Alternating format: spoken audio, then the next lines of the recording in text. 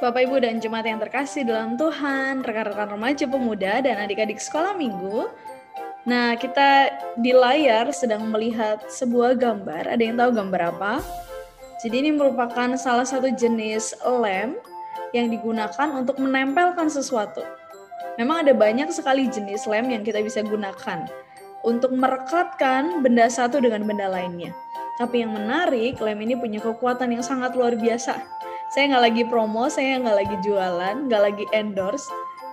Salah satu teman saya ketika SD pernah sampai dioperasi ketika matanya terkena oleh cairan lem tersebut. Ketika sedang main Tamiya, dia mau ngelem kena ke bagian mata, dan itu harus sampai dioperasi karena saking menempel ya matanya di bagian atas dan bagian bawah.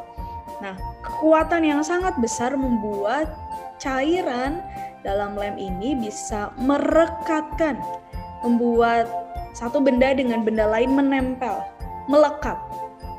Nah, itu yang kita akan bahas hari ini, bahwa ternyata tidak hanya benda dan benda lain yang bisa dilekatkan. Kita sebagai manusia yang hidup di zaman sekarang juga perlu jujur bahwa kehidupan kita barangkali menjadi hidup yang sangat lekat dengan benda-benda elektronik di sekitar kita. Mari kita melihat pada diri kita, mari coba kita sisihkan waktu untuk menghitung dari 24 jam yang kita jalani, berapa banyak kita menggunakan gadget kita. Kalau zaman dulu lagunya bangun tidurku terus mandi, tidak lupa menggosok gigi. Kalau sekarang bangun tidur, ku terus pegang handphone. Entah itu untuk berkabar via WhatsApp, via SMS, melihat YouTube, atau sekedar ngecek sosial media kita gitu ya. Dan banyak hal yang kita kerjakan dalam benda-benda tersebut, melalui gadget tersebut. Nah, barangkali hal tersebut ingin menunjukkan bahwa di zaman sekarang kita bisa saja melekatkan diri kita dengan benda-benda tertentu. Bahkan kalau kita mau melihat kembali nih pada diri kita, bisa jadi kita juga jadi orang yang sulit untuk melepaskan diri dari benda-benda lain yang kita sayangi. Sadar atau tidak, ketika ada benda yang sudah tidak terpakai di rumah, masih bagus, berat mungkin buat kita untuk bisa merelakannya. Barangkali ada orang lain yang membutuhkannya dan kita tidak begitu membutuhkannya. Nah, hal tersebut menjadi contoh di mana kita melekatkan diri kepada benda-benda yang sadar atau tidak sadar itu terjadi dan dialami dalam kehidupan kita saat ini. Beberapa minggu ini kita diingatkan untuk melekatkan hati kita kepada Tuhan.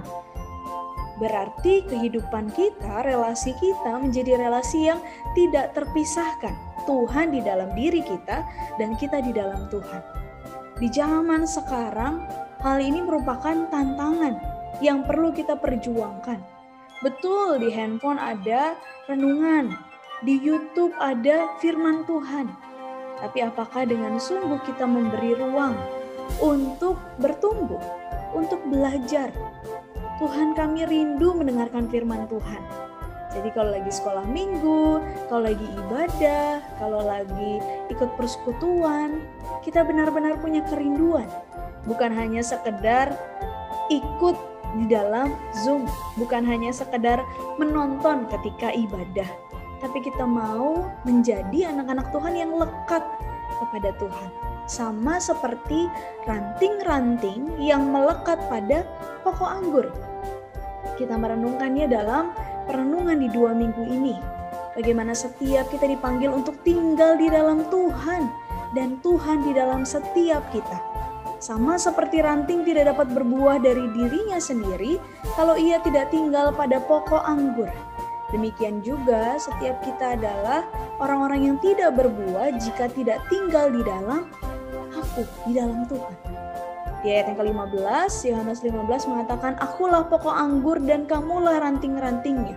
Barang siapa tinggal di dalam aku dan aku di dalam dia, ia berbuah banyak. Sebab di luar aku kamu tidak dapat berbuat apa-apa."